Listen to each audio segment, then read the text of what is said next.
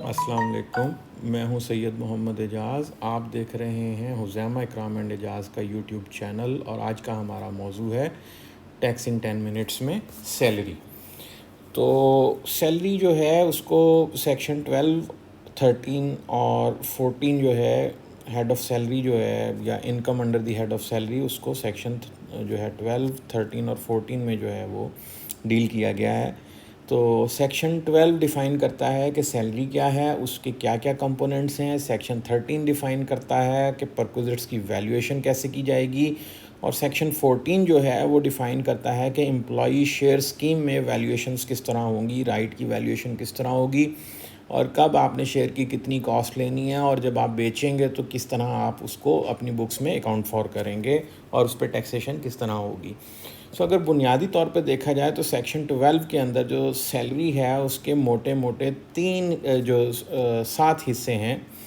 और सैलरी जो है वो रिसीट बेसिस पे टैक्स होती है। पहले हम देखेंगे कि सैलरी की कंपोनेंट्स क्या हैं और वो रिसीट बेसिस पे जब टैक्स होती है तो रिसीट बेसिस से क्या मुराद है। क्या लॉ ने कहीं डिफ़ाइन किया हुआ है कि कब उसको समझा जाएगा कि वो रिसीव हो गई है। जब वो रिसीव हो जाएगी तो वो तब टैक्स होगी, वो एक्रूअल बेसिस पे टैक्स नहीं होती सैलरी।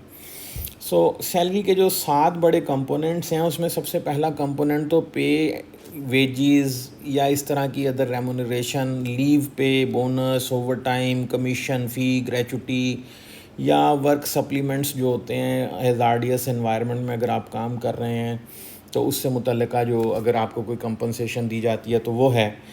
और इसी तरह परक्विजिट्स हैं वेदर कन्वर्टेबल इनटू मनी और नॉट। ये जो परक्विजिट्स हैं ये वो बेनिफिट्स होते हैं जो इन काइंड दिए जाते हैं एम्प्लॉय को फ्रॉम एम्प्लॉयर। इधर वो एम्प्लॉय को डायरेक्ट दे दे, उसके बिहाफ पे किसी थर्ड पार्टी को दे दे या इस तरह का। इसी तरह अलाउंसेस हैं। अलाउंसेस होते हैं वो चीज़ें जो आपको इन कैश दी जाती हैं सर्टन परसेंटेज ऑफ सैलरी या अदरवाइज़ किसी भी बेंचमार्क पे। जब आपको मोनेटाइज़ किया जाता है किसी भी चीज़ को तो वो अलाउंस कहलाता है। रीइंबर्समेंट्स कहलाती हैं कि अगर एम्प्लॉय कोई ख़र्चा करता है और उस खर्चे को जो है अदर देन फॉर जो है expenditure in discharge of official duties या ऑफिशियल कैपेसिटी में जो उसने ख़र्चा किया है उसके अलावा अगर कोई ख़र्चा है जो उसका इन पर्सनल नेचर का ख़र्चा है, अगर वो कोई उसने किया है तो वो रीइंबर्समेंट्स जो हैं वो भी सैलरी का पार्ट कहलाती हैं। इसी तरह profit in lieu of salary है। इसके तकरीबन 5 सिनेरियो हैं जिसमें आपका जो है वो एम्प्लॉयमेंट कॉन्ट्रैक्ट साइन करने पे कोई बोनस मिला हो, किसी पास्ट प्रेजेंट फ्यूचर एम्प्लॉयर ने आपके लिए कोई पेमेंट की हो या आपको कोई कमिटमेंट करके आपकी जो है वो कोई बेनिफिट आपको दिया हो, या आपने गोल्डन हैंड शेक या वॉलेंटरी या फोर्स टर्मिनेशन जो है जो आपकी एक्सक्यूज़ मी फोर्स टर्मिनेशन जो है फ्रॉम योर एम्प्लॉयमेंट उस पर अगर आपको कुछ मिला हो वो। इस तरह पेंशन, एनुटी या सप्लीमेंट्स जो हैं वो आपके एक्सक्यूज़ मी वो इसमें शामिल हैं। और एम्प्लॉय शेयर स्कीम है जो सेक्शन 14 में कवर होती है। अगर मोटा मोटा देखा जाए तो आपकी ये चीज़ें जो हैं यानी pay, wages, perquisites, allowances, reimbursements, profit in lieu, pension, gratuity, सब पेंशन, एनुटी, ग्रेचुटी जो है वो आपकी सैलरी में शामिल मतलब पे वेजेस के साथ शामिल होती है। एम्प्लॉय शेयर स्कीम, ये चीज़ें आपकी जो हैं वो सैलरी का मोटा मोटा हिस्सा हैं। अब आके डिटेल से देखते हैं कि जनाब सैलरी सेक्शन 12 के अंदर जो है वो क्या डिफ़ाइन हुई हुई है और किस तरह उसको लेके चलना है। तो सबसे पहली चीज़ जो है अगर आप देखें तो ये पार्ट 2 जो है उसमें आता है हेड जो है इनकम सैलरी।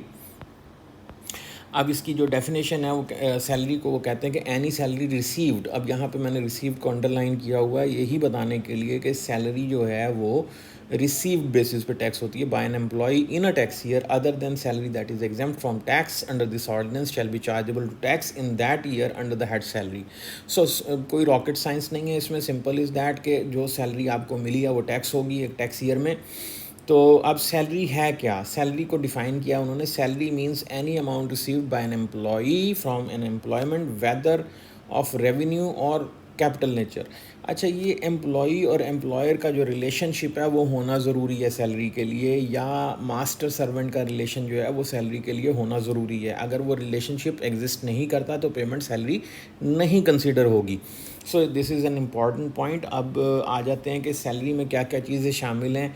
तो सैलरी में जो है वो पहली चीज़ जो है वो उसका जो कंपोनेंट है वो है pay, wages, other remuneration provided to an employee including leave pay, payment in leave of leave, overtime, bonus, commission, fee, gratuity or work condition supplements such as for unpleasant or dangerous or hazardous working conditions.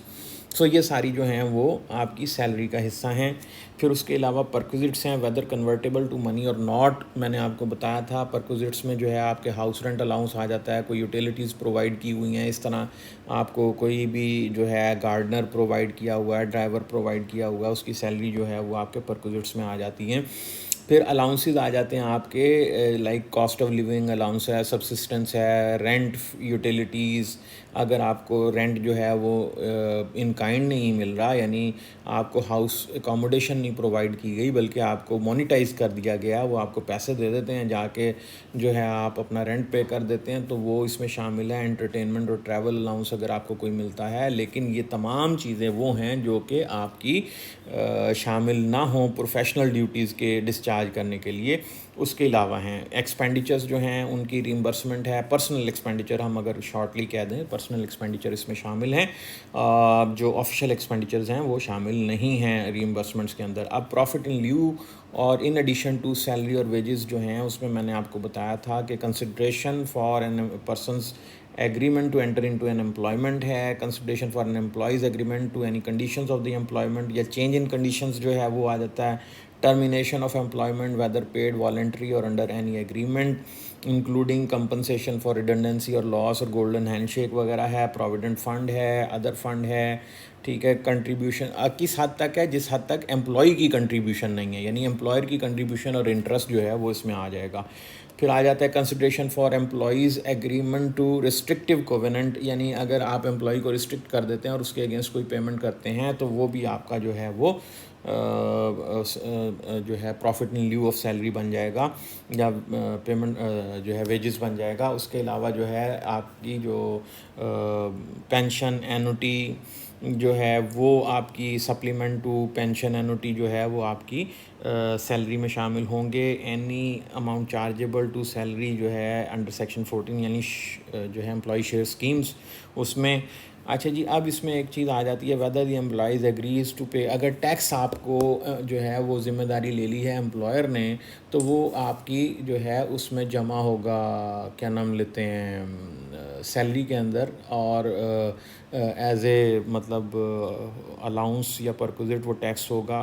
चूँकि monetise होता है तो वो as an allowance tax होगा और उस पर tax on tax भी कैलकुलेट किया जाएगा।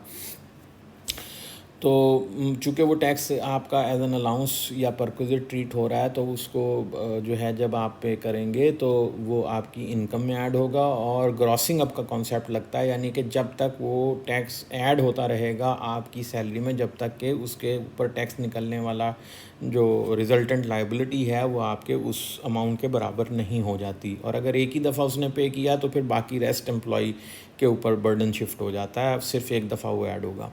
डिडक्शंस कोई नहीं अलाउ होती सैलरी जो है उसके लिए, सैलरी के अगेंस्ट, सैलरी इनकम के अगेंस्ट डिडक्शंस कोई नहीं allowed, with the exception of few. Membership fee है आई कैप के मेंबर्स के लिए, और इसके अलावा एक दो और चीज़ें हैं।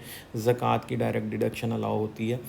सो इसके अलावा और कोई चीज़ें नहीं हैं। For the purpose of this ordinance an amount और perquisite shall be treated as received by an employee from an employment regardless of whether the amount or perquisite is paid or provided। अब उसमें जो है third party जो है under an arrangement, अगर third party को दिया आपने under an arrangement bye past employer, prospective employer, वो रिसीव ट्रीट होगा। एम्प्लॉय के किसी एसोसिएट को दिया है या किसी थर्ड पार्टी को दिया है under an agreement with the employee और an associate of the employee, तो ये सारी चीज़ें जो हैं वो उसमें पेड या प्रोवाइडेड अगर एम्प्लॉयर ने कर दिया तो that would be treated as received by the employ.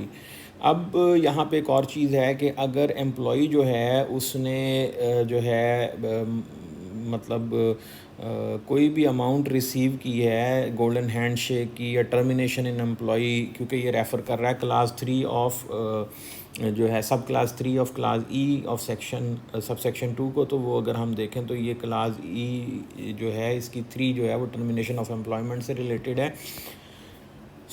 उसमें ये है कि अगर वो ऐसा होता है तो चूंकि जिस साल उसे मिली है अगर वो उसी साल के रेट्स पे होगा तो वो हायर ब्रैकेट में जाके फॉल करेगी। तो उसका उन्होंने हालिया निकाला कि अगर आप जो है वो कमिश्नर जो है उसको जो है ऑप्शन दें तो वो आपको पिछले 3 साल के एवरी रेट पे अलाउ कर सकता है कि आप उसे टैक्स करवाएं। तो इसी तरह अगर आपको एरियर मिला है और एरियर मिलने की वजह से सैलरी के आपका जो है वो टैक्स ज़्यादा बन रहा है, तो आप जो है वो कमिश्नर को रिक्वेस्ट कर सकते हैं कि जनाब ये जिस साल में मुझे मिला था अगर उस साल में मिला होता तो मेरा टैक्स कम बनता, तो इसलिए मुझे जो है उस साल के टैक्स रेट पे से अलाउ किया जाए। तो ये 2 काम आप कर सकते हैं और इसके लिए आपको जो है एक इन राइटिंग जो है आपको रिटर्न के साथ जो है वो देना पड़ेगा, या एम्प्लॉयर सर्टिफिकेट के साथ, अब तो रिटर्न ही जाती है, वो आपको एक ऑप्शन देनी पड़ेगी इन राइटिंग जो कमिश्नर को। तो कमिश्नर फिर जैसे अलाउ करेगा जो है वो जिस डेट से अलाउ करेगा उस डेट से आप ये कर सकेंगे। ठीक है, तो आज के लिए इतना ही है कि सैलरी से क्या मुराद है, और अगर आपका कोई सवाल हो आप कमेंट्स में कर सकते हैं। यहाँ पे एक चीज़ आपको और बता दूँ कि जो रिसीट है कि कब जो है परक्विजिट्स ट्रीट होंगे रिसीव हुए हुए, वो ऑलरेडी सेक्शन जो है 69 में भी रिसीट ऑफ इनकम में डिफाइन हुआ है कि for the purpose of this ordinance a person shall be treated as having received an amount benefit और perquisite if it is actually received by the person and applied on behalf of the person at the instruction of the person or under any law or made available to the person। So section 69 of the income tax ordinance 2001 वो बताता है कि कब receive treat होगा। और इसके अलावा जो है आपको मैंने ऑलरेडी बताया था कि ये सेक्शन 12 में भी डिफ़ाइन हुआ है। परक्विजिट्स जो हैं वो डिफ़ाइन नहीं हुए यहाँ पे, लेकिन ये बताया हुआ है कि कौन कौन सी चीज़ें परक्विजिट्स में शामिल हैं। परक्विजिट जो है इनकम टैक्स ऑर्डिनेंस 1979 में डिफ़ाइन हुआ था, तो वो यहाँ पे डिफ़ाइन नहीं किया गया, लेकिन एक एक चीज़ को अलग अलग वैल्यूएशन का तरीका बता दिया गया है। तो जब हम नेक्स्ट वीडियो अपनी करेंगे तो इंशाल्लाह इसको भी हम डिटेल से देखेंगे, फिर एम्प्लॉय शेयर स्कीम को भी देखेंगे। तो आज तक के लिए इतना ही। कोई सवाल